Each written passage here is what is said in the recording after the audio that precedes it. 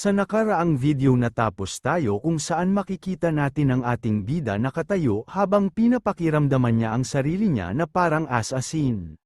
At makikita na natin ang system na meron nagsasalita at nagtanong di ba ang iyong mission ay upang hanapin ang Falcon Groups at subukan silang ilabas dito sa loob ng dungeon di ba? At napasagot agad ang ating bida na syempre, na habang makikita natin ang ating bida na pasugod habang nakataas ang kalasag at dagger, at makikita na natin ang mga susugudan ng ating bida na sobrang daming kalaban, at nang dahil nakita ng kalaban ang ginawa ng ating bida makikita rin natin na inangat ng isang halimaw ang kamay neto hudyat na nagbibigay din ng utos sa kanyang mga alagad. At makikita at maririnig na nga natin ang maraming tunog na kung saan-saan nanggagaling.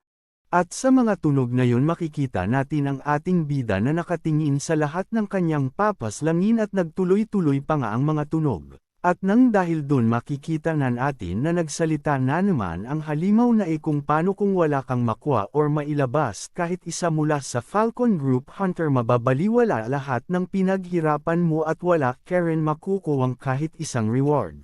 Na habang sinasabi ng halimaw ang lahat ng yun makikita natin kung paano dinaanan ng ating bida ang isang halimaw sa gilid ng nagsasalita na halos hindi na natin makita ang ating bida sa sobrang bilis nito. At makikita na natin ang system, recycle lang successful, you have obtained violence, your strength and agility and you will be immune to control skills. At makikita na natin ang halimaw, na nagsasalita at dahil sa nasaksihan niya na pagpatay ng kanyang kasamahan habang nagsasalita siya nagalit siya.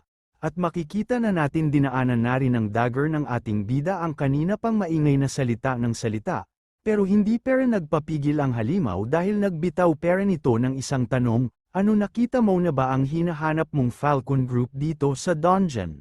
At sumagot na rin ang ating bida na, oo naman nakita ko sila. At lahat sila ay nasa basurahan na at kinakain na ng hangal sa system, na habang sinasabi ng ating bida ang lahat ng gustong malaman ng dungeon boss, at makikita natin ang ating bida na parang hangin lang ang dumaan sa mga monster na patay lahat, dahil sa assassin card na kanyang nakuha sa assassin, at nang dahil dun pinagdadaanan ang lahat ng monster na kanyang nilalakaran.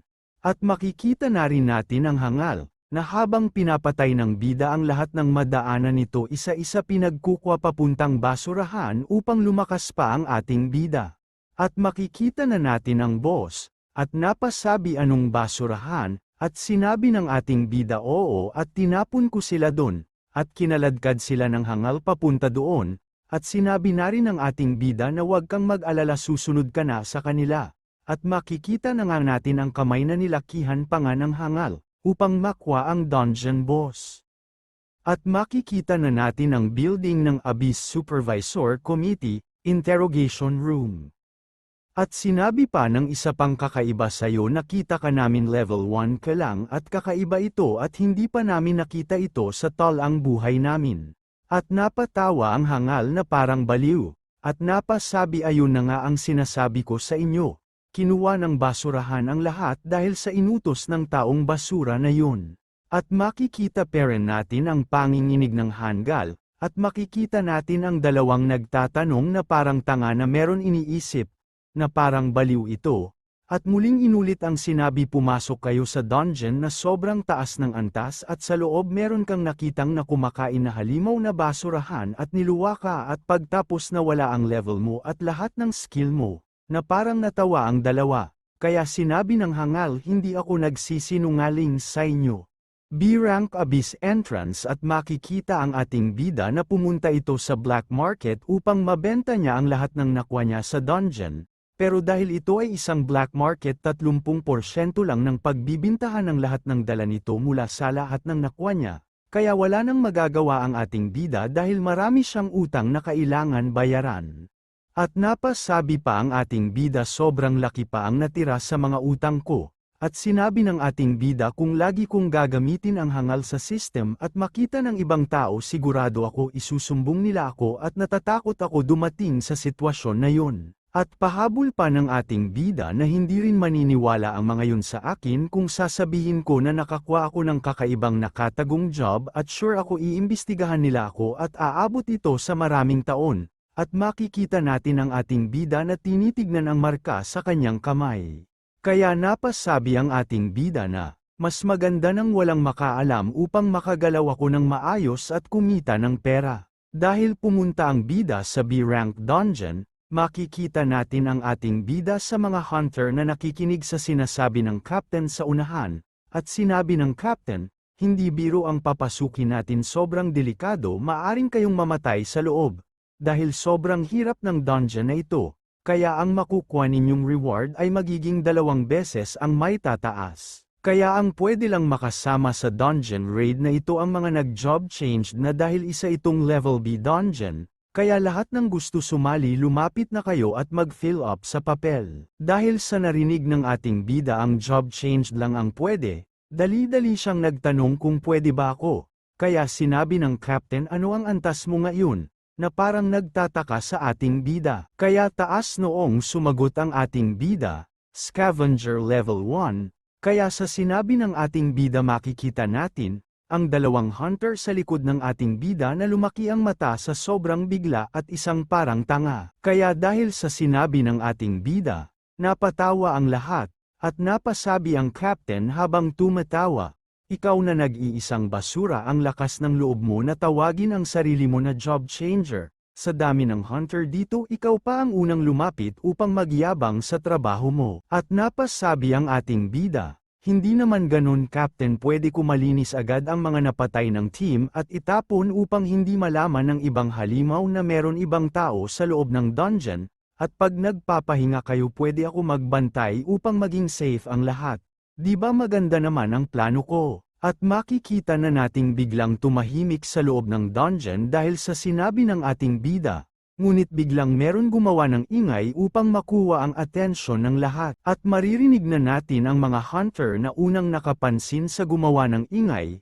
Ito ba ang anak ng sikat na Liu family, ang nag-iisang awaken na nakakuha ng God-chosen job? At makikita na natin ang gumawa ng ingay upang kunin ang atensyon ng lahat.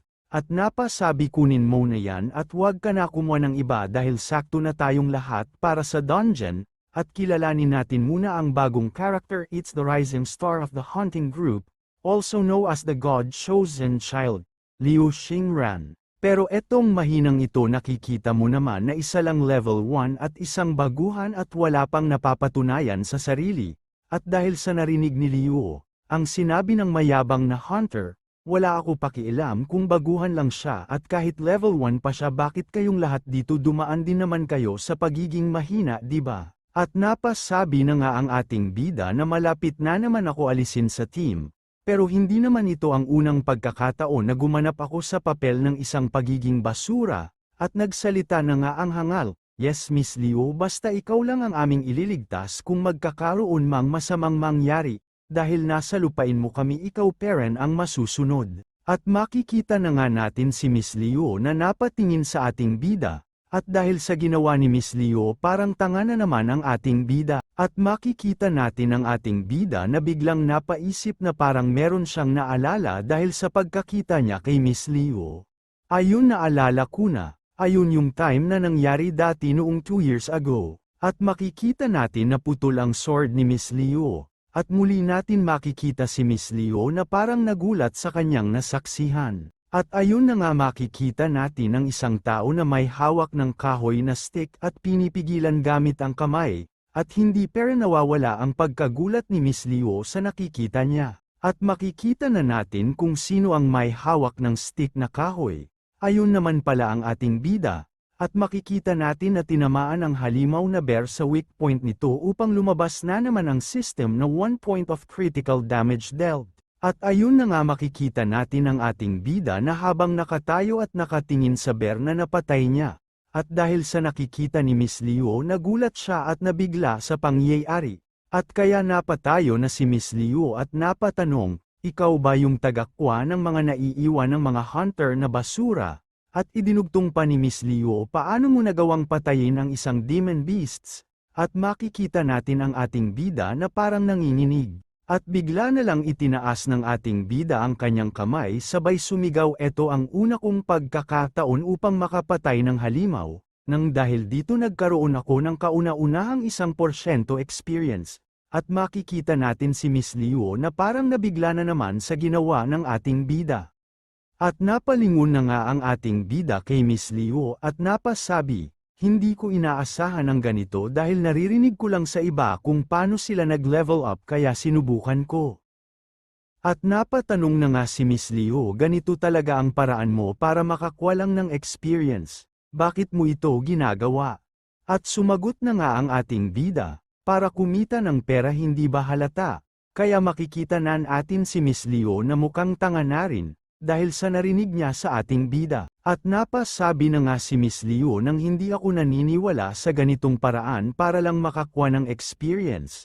Dahil sobrang delikado ng ginagawa mo, pwede kang mamatay. At makikita na natin ang ating bida na tuwang-tuwa dahil sa dami ng crystal na kinukuha niya at napasabi na lang ang ating bida na kung akin lang kayong lahat. At naging seryoso na nga ang ating bida. "Ano ang alam nyo? Kayo ang mga job changers, alam nyo ba ang lahat ng paghihirap namin mga basura? At naiintindihan mo na ba ang sitwasyon natin dalawa?" At napasabi ang ating bida, "Alam mo ba na mag-isa ka lang pumunta dito sa dungeon? Ano ba ang gusto mong patunayan? Hindi mo ba inisip na pwede ka mapahamak dito? At paano kung meron lumabas na maraming halimaw at paano mo sila haharapin kung mag-isa ka lang? Kaya mo ba sumugod sa kanila?" Kaya napasabi si Miss Liu, "Ano ba ang gusto mong patunayan sakin?" At napasabi pa si Miss Liu, "Siyempre gusto kong lumakas at gusto ko ang unang makaklear ng dungeon na ito mag-isa." Kaya sabi ng ating bida, "Dito talaga sa dungeon na ito." Kaya sumagot na naman si Miss Liu, "Ikaw, ano ba ang gusto mo pagka-change job mo? Para saan, bakit gusto mo mag-change job?" At tumayo na ang ating bida at nagtanong, "Ako ba? Siyempre gusto kong lumakas sa lahat at protektahan ang aking mga mahal sa buhay." Kaya napasabi na si Miss Liu, "Ano ba ang pangalan mo?" At sumagot naman ang ating bida, "Ako si Ye Ching. Ako nga pala si Liu Xingran, inaasahan kong makita ang tagumpay na pagbabago mo sa trabaho balang araw at kung dumating man ang time na makapagpalit ka ng job, pwede ka bang sumali sa gagawin kong group at sabay natin pasukin ang mga dungeon." Sabay inabot ni Miss Liu ang kanyang kamay sa ating bida, at nang dahil sa ginawa at sinabi ni Miss Liu, napatingin ang ating bida sa kamay ni Miss Liu habang nabibigla, at napasabi na ang ating bida, "Dil, huwag mong kakalimutan ang pangako mo kapag dumating na ang oras na yun." At sinabi ni Miss Liu, "Tignan natin pagkatapos mo mag-change job, at dahil nakapatay ako ng 30 na halimaw, nang ako lang, at ikaw ang huling pumatay ng isang halimaw at dahil nasugatan ko na ito kaya ang bilang nun kalahati na lang." At makikita na natin merong dalawang lalaki ang mabilis na palapit sa ating bida at kay Miss Liu. At napasabi, "Diyos ko, matagal ka na naming hinahanap, at paano ka nakapunta dito sa loob ng dungeon na ito? Hoy ikaw basura, huwag kang maglakas loob na tumabi sa aming bossing." At makikita na nga natin na binitbit na ang dalaga ng dalawang guard nito. At napasabi, "Sandali lang." At sinabi ng isang guard, "Galit na galit ang Pangulo, halos mabali ang mga paa niya dahil sa pag-aalala sayo." At nakikita na nga natin ang ating bida na parang tanga habang tinitignan ang nangyari. At habang palayo sila Miss Liu, makikita nating, biglang may binato papunta sa ating bida. At nang dahil doon napatingin ang ating bida sa bagay na binato papunta sa kanya, at dali-dali niyang sinalo at pagkasalo niya, nagtataka siya bakit binigyan siya ng crystal. At makikita natin si Miss Liu, "Ayan ang gantimpala mo sa pagpatay ng halimaw." At makikita natin ang ating bida na habang naglalakad palayo, at nang dahil sa tuwa muli niyang itinaas ang kanyang kamay at nagpasalamat, at napaisip ulit ang ating bida, ano nga ulit pangalan niya? Liu Xinrang, ba yun?